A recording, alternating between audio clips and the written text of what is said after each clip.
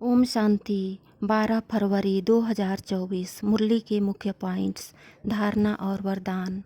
बाबा ने कहा, मीठे बच्चे, तुम सच्चे सच्चे पैगंबर हो। तुम्हें सबको बाप का पैगाम देना है। अभी तो बहुत सेवा करनी है। जितनी तुम्हारे अंदर ज्ञान की ताकत भरती जाएगी, उतना ही तुम चुंबक बन जाएंगे। तो फिर सबको कशिश होगी। अगर ज्ञान को अच्छी रीति नहीं समझा है तो और कोई को समझा नहीं सकते। समझाएंगे भी तो नुकसान ही करेंगे। इसलिए बड़ी बहन के पास रेफर कर देना चाहिए। मैं गारंटी करता हूँ, तुम मुझे याद करो तो इस योग अग्नि से तुम्हारे जन्म जन्मांतर के पाप भस्म हो जाएंगे। अभी तुम यथा योग यथा शक्ति जितना बाप को याद करते हो, उतना पावन बनते जा रहे हो। बहुत हैं जिन्हें अपने को आत्मा समझ बाप को याद करना भी नहीं आता, फिर भी बच्चे बने हैं तो स्वर्ग में ज़रूर आएंगे। यह पुरानी दुनिया अब ख़त्म होने वाली है। इससे तुम्हें बेहद का संन्यास करना है। तुम्हारा संबंध जुटा है अब नई दुनिया से, तो पुरानी चीज़ में तुम्हारी कोई रुचि नहीं होनी चाहिए। तुम्हारे अंदर ब्रह्मा बाप समान राजाई पने की मस्ती होनी चाहिए। अब तुम्हें किसी भी बात में रोना नहीं है।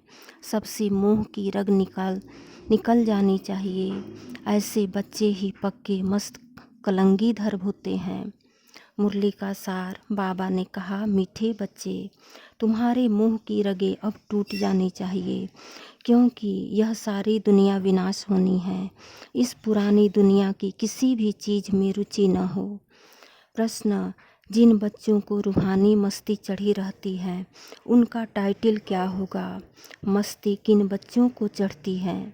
उत्तर, रूहानी मस्ती में रहने वाले बच्चों को कहा जाता है मस्त कलंधर। वही कलंगीधर बनते हैं।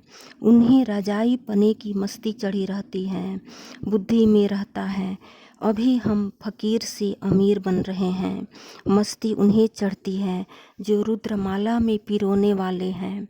नशा उन बच्चों को रहता है जिन्हें निश्चय है कि हमें अब घर जाना है, फिर नई दुनिया में आना है। धारणा के मुख्य सार। पहली पॉइंट, सदा इसी नशे में रहना है कि हम मास्टर ज्ञान सागर हैं।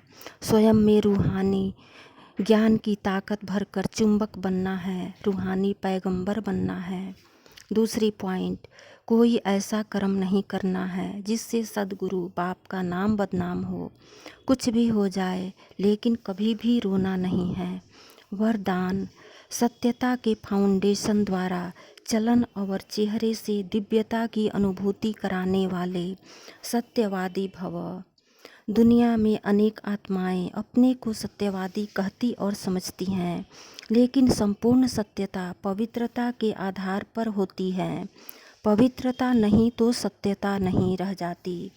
सत्यता का फाउंडेशन पवित्रता है और सत्यता की प्रैक्टिकल प्रमाण चेहरे और चलन में दिव्यता होगी। पवित्रता के आधार पर सत्यता का स्वरूप स्वतः और सहज होता है। जब आत्मा और शरीर दोनों पावन होंगे, तब कहेंगे संपूर्ण सत्यवादी अर्थात दिव्यता संपन्न देवता। स्लोगन, बेहद की सेवा में बिजी रहो तो बेहद का वैराग्य स्वतः आएगा। ओम शांति।